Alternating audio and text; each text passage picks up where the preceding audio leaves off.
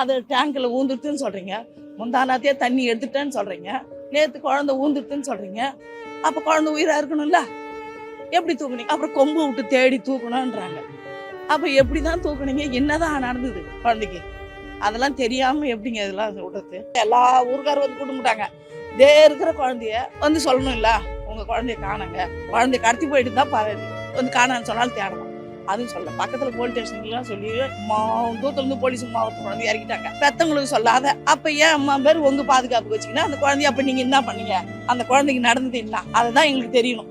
குழந்தைக்கு என்ன தவறு நடந்தது அதை சொல்லணும். குழந்தை டாய்லெட் போச்சுன்னா பின்னாடி யாரும் போறதே கிடையாது. அந்த ஆயாமாவும் நாங்க கழுவ மாட்டோம். வீட்லயே போய் வேண்டானே ஏன் இங்க வரீங்க எங்க உயிரை வாங்குறதுன்னு சொல்லி குழந்தைய அனுப்புறாங்க தனியா.